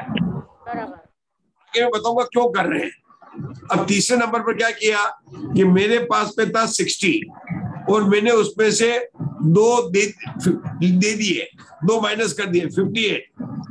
ठीक है ना। आगे भी क्या किया? 2 माइनस कर दिए, 72 को 70 कर दिए, तो 2 मेरे पास में फिर पड़े रह गए। इस तरह से आगे भी 2 माइनस किए, 84 से 82, 92 में से 2 माइनस किए 94, 108 में से 2 माइनस किए 106। इसका मतलब मेरे कितने हो गए? 5 बार 2 एक्स्ट्रा हो गए, 1 2 3 4 5। तो मैंने कितने निकाल लिए वहां से? 5 टाइम 2 निकाल, तो 5 मल्टीप्लाइड बाय 2 इक्वल टू 10। तो 10 मैंने निकाले, लेकिन अब तो लास्ट चांस आ गया है, तो मुझे तो सरेंडर करना पड़ेगा। तो लास्ट में जो 108 था, उसमें 10 दे दिए, तो कितने हो गए? 118 हो गए। तो मैंने जो सूत्र की गाथा थी, उस गाथा से नंबर में कोई परिवर्तन नहीं किया और एक नई सीरीज बना ली। उषा जी क्यों बना रहे हैं? क्योंकि मेरे पास में कैलकुलेटर नहीं है और मुझे टोटल करना है। तो मेरे को आचार्य एक फार्मूला बताने वाले हैं और मैं उस फार्मूला को लेकर टोटल कर लूंगा। फार्मूला को यहाँ बोलते हैं करंट सूत्र। क्या बोलते हैं आशा बहन? गवर्नमेंट साल में क्या बोलते हैं? करंट सूत्र बोलते हैं। त्रिलोक साल बोलते हैं करंट सूत्र बोलते हैं। और अंग्रेजी में हमारे बच्चे बोलते हैं फार्मूला एंड कैलकुलेटर से काउंटिंग कर लेते हैं, लेकिन यहाँ पर क्या बोलते हैं? करंट सूत्र बोलते हैं। तो करंट सूत्र की गाथा तैयार करनी थी, तो जिसके आदि में 34 है, स्थान मतलब गच्छ, गच्छ कितना हो गया? 8 अपना गच्छ है। ये त्रिलोक सार की गाथा है जो अपन ने पहले पेज नंबर 92 पर पढ़ चुके हैं, 91 पर पढ़ चुके हैं अपन लोग। 91 पेज पर त्रिलोक सार की गाथा दी है, वही गाथा को यूज करेंगे। उषा जी 91 पेज के नीचे फुट नोट में पॉइंट नंबर 3 पर त्रिलोक सार की गाथा दी है। सर यहाँ भी दे रखी है 43। हाँ, वो गाथा क्या है? पद मेघेण विहीणम भाजिदम उत्तरेण समगुणितम पभवजुदम पद गुणितम पद गणितम तम विजानहि। ये गाथा है त्रिलोक सार की। मिला आपको उषा जी? हाँ जी, मिल गया। इसी को गाथा को अब यहाँ पर यूज करेंगे। तो अपनी टेबल पर आ जाओ। अपनी टेबल में प्रभव मतलब आदि क्या है? 34 है। और सबका अंतर कितना है? हमारा अंतर कितना है सबका? 2 का 12 का अंतर है। 46 में 34 घटाओ तो 12 है। 58 में से 46 घटाओ तो 12 है। 70 में से 58 घटाओ तो 12 है। 82 में से 70 घटाए तो 12 है। मतलब हर एक के बीच में जो डिफरेंस है वो 12 का है। उसको यहाँ पर आचार्य बोलते हैं चय, विशेष, प्रचय। अंग्रेजी में बोलेंगे तो डिफरेंस या अंतर। तो ये 12 का डिफरेंस आ गया है। चय हो गया 12, आदि धन हो गया जिसको प्रभु बोलेंगे 34, गच्छ हो गया 8। तो आचार्य कहते हैं कि जो गच्छ है वो 8 है, उसमें से 1 घटाओ पद मेघेण विहीणम, मतलब पद 8 में से 1 को घटाने पर 7 आए। ठीक है ना? उन्होंने उसी फार्मूले को लेकर, यहाँ एक और फार्मूला बताया, लेकिन हम उसी फार्मूले को लेकर के उससे गुणा कर कर ये संख्या हमारी 608 आ जाएगी।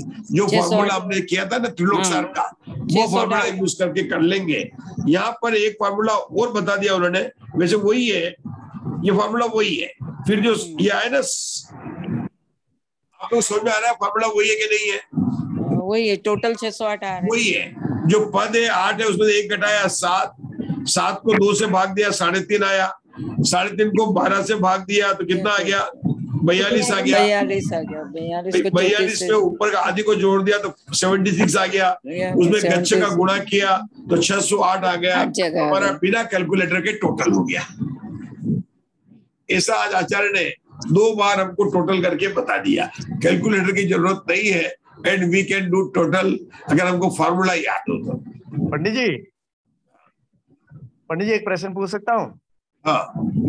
फार्मूला बहुत सिंपल है। पहली संख्या ले ली 34, उसके बाद उसमें हमने जोड़ा जितने का डिफरेंस आ रहा था 12, कितनी बार आ रहा है? 7 बार इंटू 7, और टोटल कितनी है? 8 फिगर्स है, तो बाद में 8 से मल्टीप्लाई।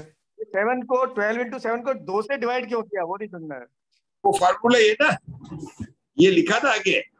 आप त्रिलोक सार का जो फार्मूला पढ़े ना, त्रिलोक सार का जो फार्मूले में पद मेघेण विहीणम दुभाजितम, 2 से भाग दिया। कौन बोल रहे हैं?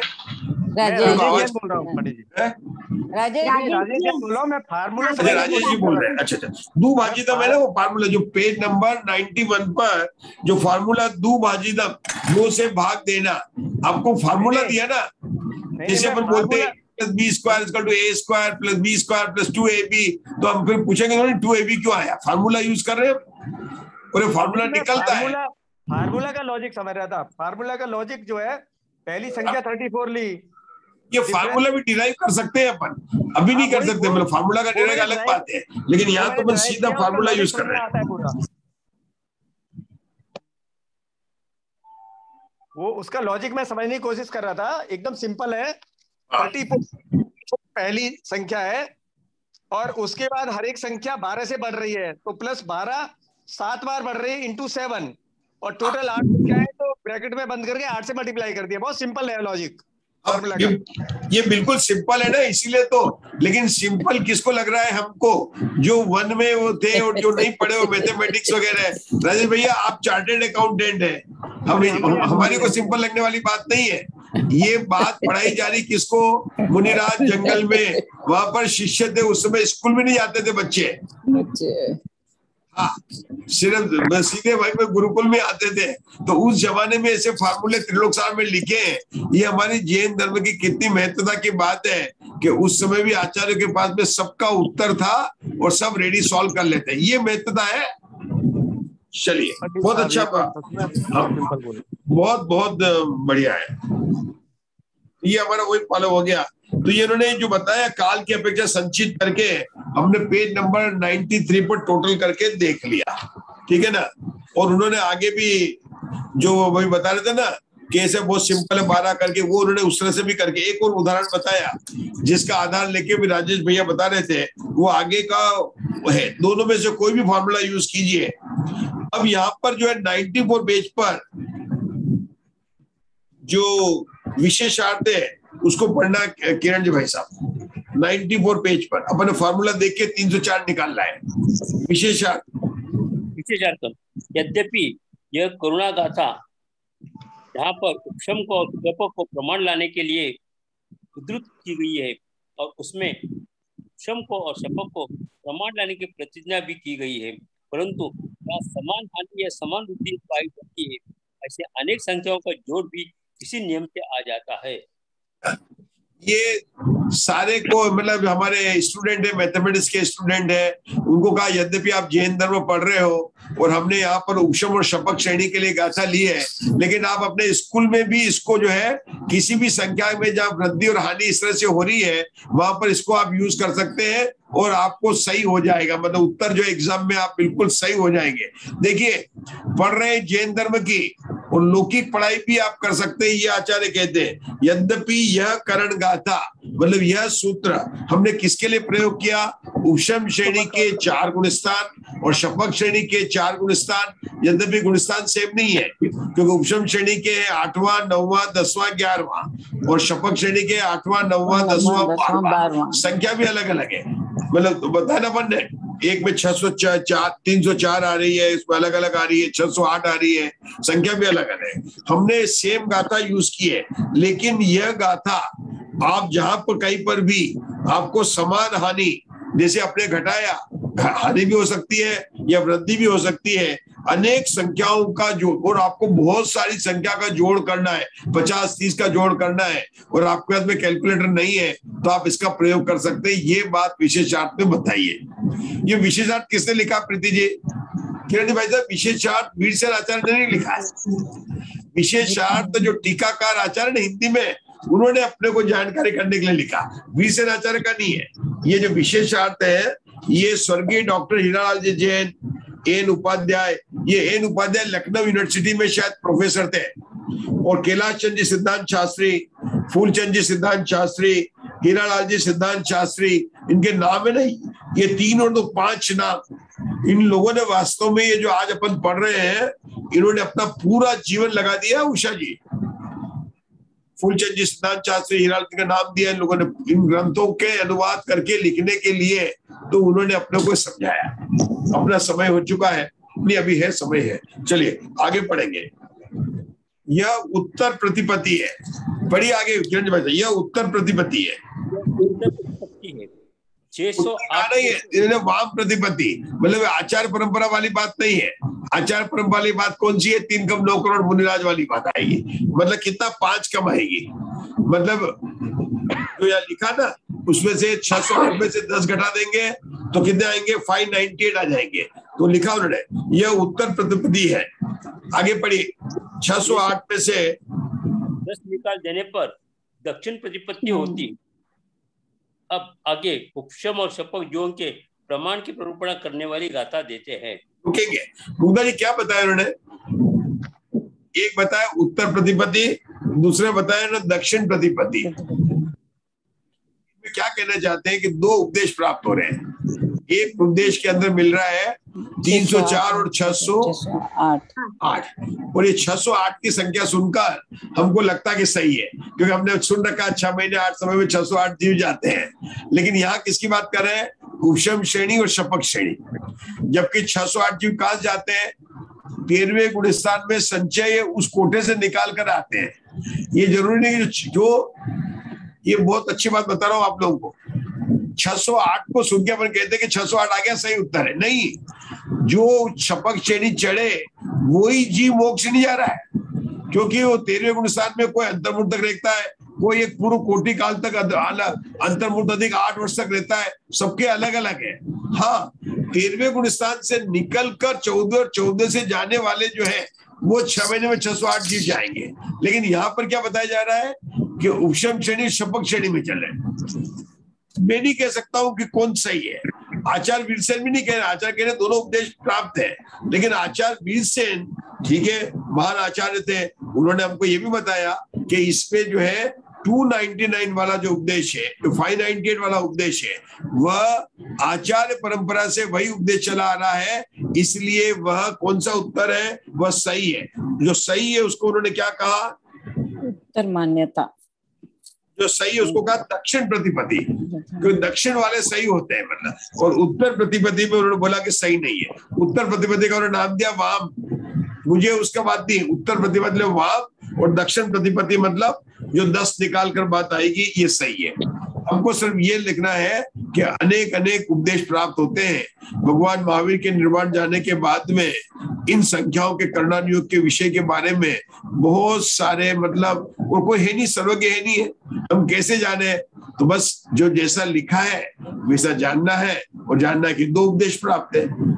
चलिए आगे बोलेंगे। कितने ही आचार्य, पढ़िए किरण जी भाई साहब, कितने ही आचार्य,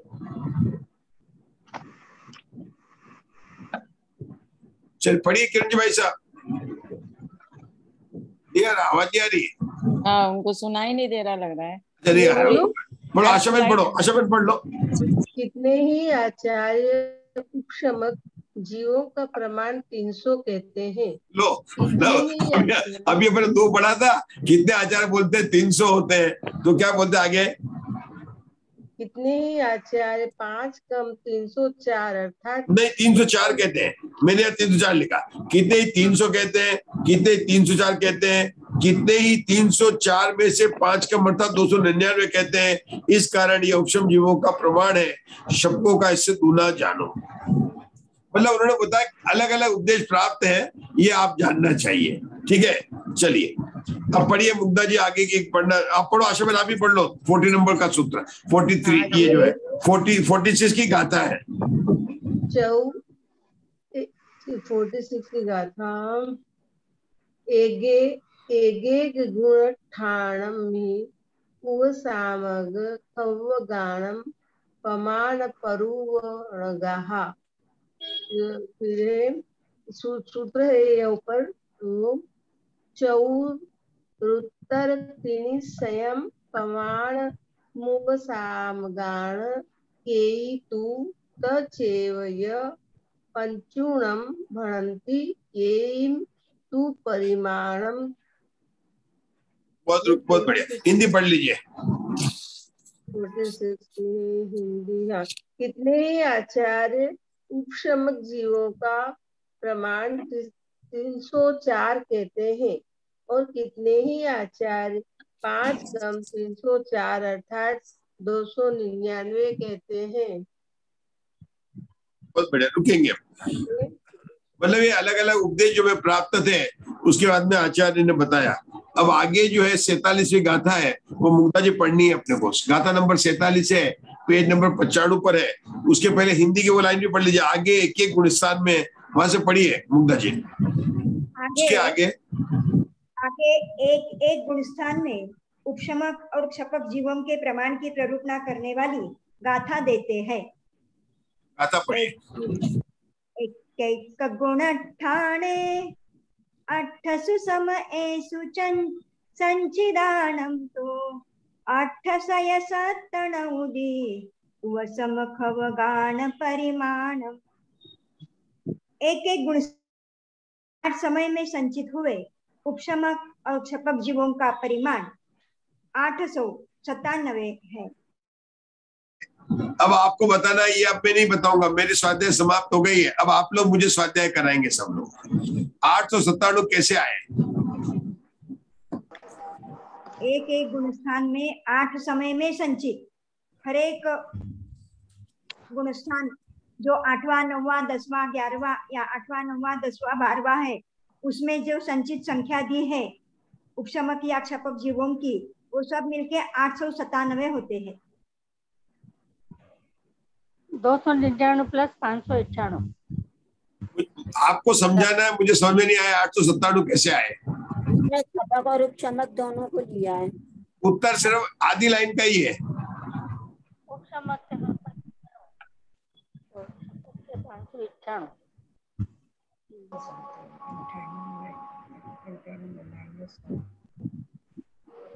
देखिए 8वें गुणस्थान का नाम क्या है? अपूर्वकरण।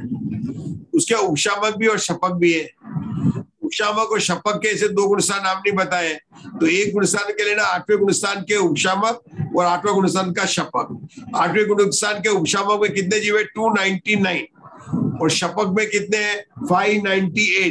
टोटल करके देखो कितना आता है? 299 और 598 जो टोटल करना आप लोग। 299 और 598 का टोटल करना प्रवीणा जी। 897 आए। 897 आया क्या?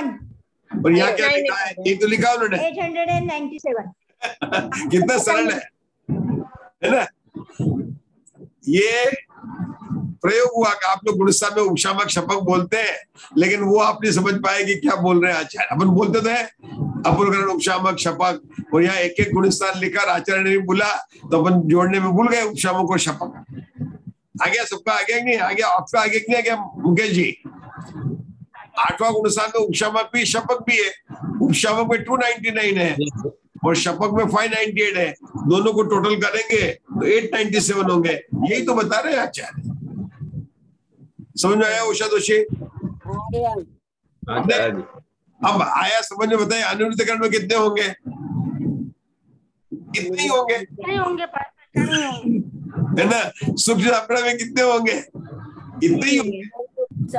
लेकिन उपशांत में कितने होंगे? 11 में कितने होंगे? 299। इतने नहीं होंगे, वहां पर शपक नहीं है, वहां 299 होंगे। 12वें गुणस्थान में उपशमक नहीं है, वहां 598 होंगे। 598 होंगे। हाँ, तो क्या हो गया? 8वें गुणस्थान में 897, 9वें गुणस्थान में ये हो गया। नहीं, कितने हुए? 897 नहीं है, तो 8वें 9वें और 10वें में तो 897 होंगे। 11वें में 299, 12वें में 598 बस। तो 12वें के बाद तो कौन सा गुणस्थान आएगा? 13वां। तो 13वां का सूत्र पढ़ेंगे। कौन पढ़ेंगे? पढ़ो। हाँ पढ़े, जब पढ़ने दीजिए इनको, पढ़ने दीजिए। कौन है? कस्तूरी जी पढ़ेंगे क्या? मधु जी पढ़ रहे थे ना। मधु जी पढ़ रहे हैं। मधु जी ने पढ़ा है ना आज? कस्तूरी जी।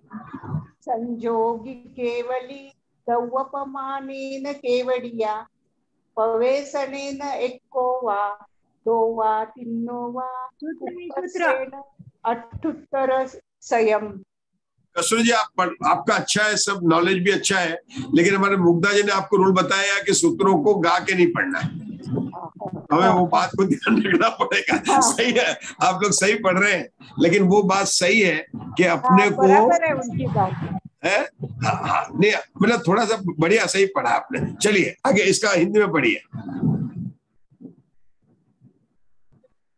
सहयोगी जीव काल का आश्रय करके लक्ष्य पूर्व पृथकत्व कहे हैं। आगे उसी लक्ष्य पृथक के लाने नहीं आदि सहयोगी केवली जिन जीव द्रव्य प्रमाण की अपेक्षा कितने हैं?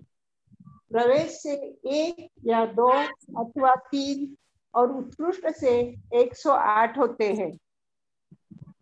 पहले सहयोग केवली में 13वें गुणस्थान में प्रवेश करने वाले कहां से? जो शपक श्रेणी चढ़े, उपशम श्रेणी वाले नहीं, तो उपशम श्रेणी वाला एक भी नहीं आएगा। जो शपक श्रेणी चढ़े हैं वही 13वें गुणस्थान में जाएंगे। तो प्रवेश करेंगे तो 1 भी जा सकता है, 2 भी जा सकता है, 3 भी जा सकते हैं और अधिक से अधिक 108 जीव एक साथ जा सकते हैं। मतलब क्या कहते हैं कि अगर आपको यात्रा करनी है तो अधिक से अधिक 108 जीव भी जाना, उससे ज्यादा 13 गुण साथ तो नहीं मिलेगा। लेकिन चिंता मत करना कि कोई नहीं मिले तो पृथ्वी जी की तरह से अकेले चले जाना, मतलब क्योंकि अकेले भी एक भी जा सकता है, 2 मिल जाए तो बहुत बढ़िया, साथ है। मंजुला जी मिल जाए तो ठीक है, 2 मिले तो ठीक, नहीं 7 मिले तो निकल जाना, क्योंकि एक भी जा सकता है, 2 भी जा सकता है, और अधिक से अधिक 7 करोगे तो कितना करोगे? 108 का 7 होगा। कौन से गुणस्थान की कहते हैं? 12वें से 13वें में जाने वाले की, प्रवेश की। लेकिन अब क्या करेंगे? 13वां गुणस्थान कैसा है? निरंतर है। अभी तक कौन से थे? सांतर गुणस्थान थे ना, सांतर मार्गणा सांतर वाले आ रहे थे यहाँ पर। अब ये निरंतर वो है, हमेशा ही जीव पाए जाते हैं। कितने पाए जाते हैं? तो काल की अपेक्षा से वह संचय करके। कहना क्या चाहते हैं कि 13वें गुणस्थान में प्रवेश की है, वो तो कभी कभी प्रवेश करेंगे, लेकिन जो वहां प्रवेश कर गया है वो वहां से एकदम जाएगा ऐसा कोई जरूरी नहीं है। जैसे जो जीव 8वें गुणस्थान शपथ चढ़ी चढ़ा है, वो अंतर्मुख के बाद 9वें में जाएगा, अंतर्मुख के बाद 10वें में जाएगा, अंतर्मुख के बाद 12वें में आएगा, और अंतर्मुख के बाद 13वें में आएगा। लेकिन 13वें में अंतर्मुख की जरूरत नहीं है, 1 साल 2 साल मतलब अधिक बहुत काल तक रह सकता है। तो वो काल की अपेक्षा संचय करेंगे, तो उसके लिए सूत्र नंबर आ गया पूरा 14। बोलिए, पढ़िए। इसमें आपने देखा 13वें गुणस्थान का सूत्र नंबर भी 13वां ही था। आप लोग आनंद नहीं लिया, आप लोग आनंद नहीं लेते, ये मेरे को तो ऐसे आनंद आता है। आपने तो पढ़ लिया, लेकिन मैंने क्या देखा, मैं थोड़ा गणित को नंबर को देखता हूँ। तो 13वें गुणस्थान में याद आएगा संयोग केवली का द्रव प्रमाण अनुगम का कौन सा सूत्र है? कि 13वां सूत्र है। 13वें गुणस्थान का 13वां है, 14वें गुणस्थान का 14वां है। जैसे आप लोग बड़ा आश्चर्य होगा, नंदीश्वर द्वीप में कितने जिनालय हैं? 52। तो त्रिलोय पंडिती में नंदीश्वर द्वीप की गाथा भी 52 नंबर है। जहां पर आया है कि जम्बू दीवा तो अटमो होदी भुवन विख्यातो नंदीसर दीवो नंदीसर जल ही परिकितो, वो 52 की गाथा है। तो आशा में ऐसे है ना, एकदम याद हो जाता है। अब 52 अपन नंदीश्वर द्वीप में 52 चैत्यालय कब भूलेंगे? कभी नहीं भूलेंगे अपन तो नहीं, बल्कि हम जाएंगे अंतिम सोते याद रहे। तो त्रिलोक पंडिती में 52 गाथा है, आपको याद हो गया। यहाँ पर अपन ने कैसे याद कर लिया? द्रव्य प्रमाणानुगम में 13वां सूत्र बताओ, बताओ अशोका जी। संयोग केवली का है, संयोग केवली का 13वां गुणस्थान है, उसमें बताया प्रवेश की अपेक्षा से 1, 2 और 108। हमारे प्रीति जी को याद हो जाएगा, क्योंकि वो तो चिंता नहीं करते यात्रा के लिए, 1 भी चले जाए 2 भी चले जाए तो याद रह जाएगा। अब काल की अपेक्षा से बता रहे हैं, यहाँ पर सूत्र बता रहे हैं, वो कौन सा बता रहे हैं? 15वें नंबर का।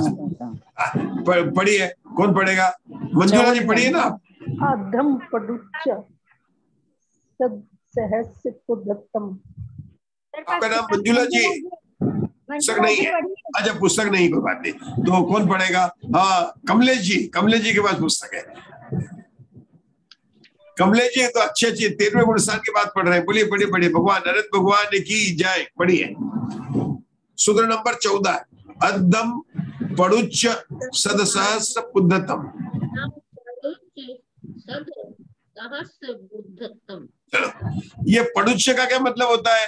आप लोग तो सब भाषा बोलते हैं, पड़ुच्च का मतलब क्या होता है? उषा दोषी प्राकार सीखनी पड़ेगी। पड़ुच्च का मतलब अपेक्षा, और अद्ध का अर्थ क्या होता है आशा बहन? वो आपके बड़ौदा से रतलाम में अद्दा चलता है ना, अद्दा, उसका नाम अद्दा क्यों पड़ा?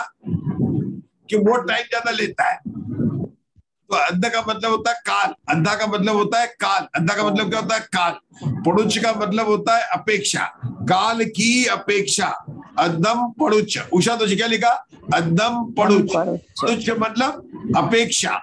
किसकी अपेक्षा? अद्दम। अद्दम मतलब क्या? काल। इसकी अपेक्षा जो गाड़ी ज्यादा समय ले उसका ले लिया अद्धा। अद्धा का मतलब होता है काल। और सद सहस्र पुद्धतम। सद मतलब होता है 100, सहस्र का मतलब होता है 1000। तो 10 में 1000 का गुणा करें कितना आएगा? 10,000।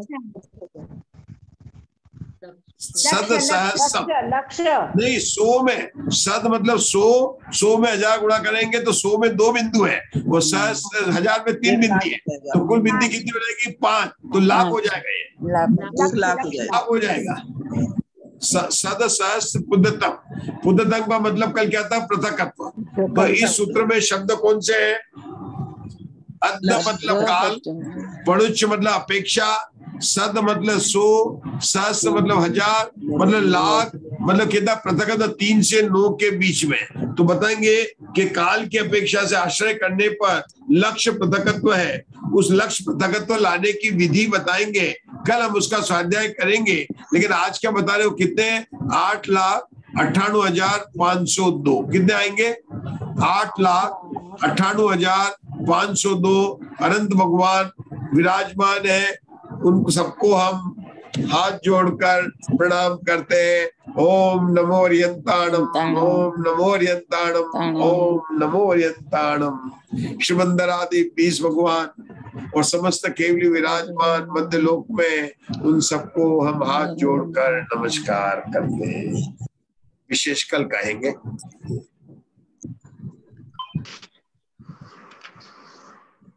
चलिए प्रीति जी, कौन करेगा जिनवाणी स्तुति? अब तो सरल आ गया ना,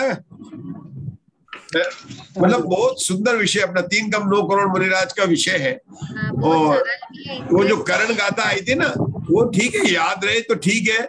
मैंने तो इसलिए समझाया कि जो विषय आता है तो उसको बताना पड़ता गणित, लेकिन ऐसे यहाँ पर कोई गणित की बात नहीं है। जो आया था इसलिए मैंने बता दिया। और इससे क्या होगा कि आपको त्रिलोकसार का पढ़ने का भी इंटरेस्ट आएगा कि अच्छा त्रिलोकसार की गाथा, या जब आप त्रिलोकसार पढ़ेंगे तो उस दिन आपको आनंद आएगा कि भाई ये यहाँ पर गाथा आई थी, हमने सुना था। दोनों तरह से फायदा है। और आचार्य ने कोट किया, अपन तो ग्रंथ के आधार से जा रहे हैं, ग्रंथ से अन्य का तो कोई कोटेशन ले नहीं रहे। क्या किरण जी भाई साहब, पूरा अपन जो स्वाध्याय करते हैं केवल ग्रंथ में जो लिखा है वही बात करते हैं, मतलब वहां पर जो रेफरेंस दिए उसकी बात करते हैं। और अपन ने नहीं लिया, उसी के आधार से अपन समझने का प्रयास करते हैं। एक शंका थी, ये 13वें प्रकरण में 108 जीव ही क्यों आएंगे, कैसे आएंगे?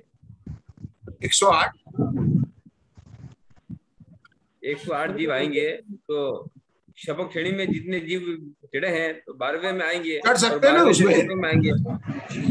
शपक श्रेणी में एक साथ उत्कृष्ट से सब संख्या उत्कृष्ट से है, मतलब 108 एक समय में 108 उत्कृष्ट है, मतलब 8 समय तक लगातार चढ़े तो पहले समय में कितने, दूसरे में कितने, तीसरे में कितने, चौथे में कितने, और ये जो है 7वें और 8वें में जाकर 108 जीव आते हैं। उत्कृष्ट से उत्कृष्ट संख्या है, जरूरी नहीं है। देखो एक समय में एक जीव भी जा सकता है, हमने कहा ना अकेले भी जा सकता है। तो 608 जीव मोक्ष आने के लिए 608 समय अलग अलग हो सकते हैं, क्योंकि 6 महीना 8 समय का बहुत है। मतलब 6 महीने 8 के पहले दिन एक जाए, दूसरे दिन जाए, एक समय जाए, मतलब अगर एक समय में एक जीव जाए तो 608 जीव जाएंगे। तो 6 महीने 8 समय में उत्कृष्ट सिद्ध काल कितना होगा? अच्छी बात निकल गई मुद्दा जी, अच्छी है। 6 महीने 8 समय में उत्कृष्ट सिद्ध काल 608 समय होंगे, और जगन्य कितना होगा? 8 समय होंगे, क्योंकि 608 जीव जाना चाहिए। बहुत अच्छी बात निकल जाती है, समझे आप? उसे समझे उषा जी? 6 महीने 8 समय में जो 8 समय है वो जगन्य काल है, कि जगन्य काल के नहीं जाएंगे तो 8 समय में तो चले ही जाएंगे। लेकिन उत्कृष्ट काल कितना है? 608 समय। अब ऐसा भी हो सकता है 304 समय में चले जाए, मतलब एक 2 जीव गए, अन्य समय में भी जा सकते हैं। लेकिन सिद्ध काल 6 महीने 8 समय में उत्कृष्ट कितना है और जगन्य कितना, वो निकाल सकते हैं। मध्य के कितने भेद हो सकते हैं। तो असिद्ध काल कितना हुआ? 6 महीना। असिद्ध काल उत्कृष्ट कितना होगा? 6 महीना 8 समय माइनस जगन्य सिद्ध काल। जगन्य सिद्ध काल को घटाएंगे तो उत्कृष्ट सिद्ध काल आएगा। उत्कृष्ट सिद्ध काल को घटाएंगे तो जगन्य सिद्ध असिद्ध काल आएगा। नहीं, आप नहीं समझे, बहुत सरल है। देखिए 608 ले लो, 8 समय को छोड़ दो। हमारे 6 महीने ना, तो 608 समय मान लो, 6 महीने 608 चले गए। अब 8 समय में गए तो वो तो क्या जगन्य हो गया। तो जब 608 में 8 समय सिद्ध काल है तो सिद्ध काल कितना हो गया? 600 हो गया। तो ये हो गया उत्कृष्ट हो गया, क्योंकि जगन्य घटाया। अब मान लीजिए उत्कृष्ट काल सिद्ध का 200 समय, वास्तव में तो ज्यादा है। तो 608 में से 200 घटाएंगे कितना बच गया? 408। तो 408 क्या हो गया? जगन्य असिद्ध काल हो गया, जगन्य असिद्ध काल हो गया। जगन्य असिद्ध काल। देखो जितने कोई भी ले लो, हमारा 400 समय गया, अतीत काल का समय 400 समय है। तो जितने समय में सिद्ध गए वो हो गया सिद्ध काल, जितने समय में सिद्ध नहीं हो गए वो हो गया असिद्ध काल। ये निकालने का तरीका है। जगन्य उत्कर्ष कैसे निकालेंगे कि टोटल समय में से जगन्य सिद्ध काल को घटा देंगे तो उत्कृष्ट सिद्ध काल आ जाएगा, और टोटल समय में से उत्कृष्ट सिद्ध काल को घटाएंगे तो जगन्य सिद्ध काल आ जाएगा। चलो करके देखना।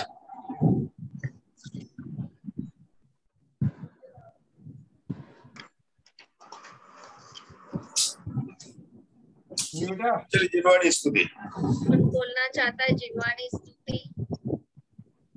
निज निधि निज में बताए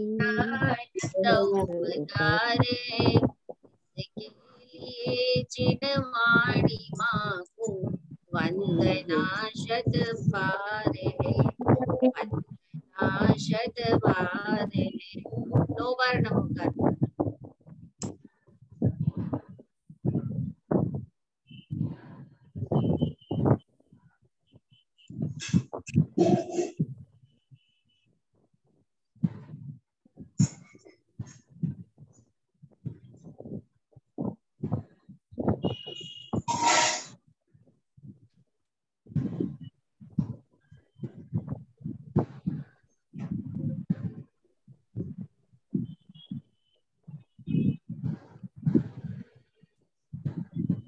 जय बोलो सिद्धांत शास्त्र की जय।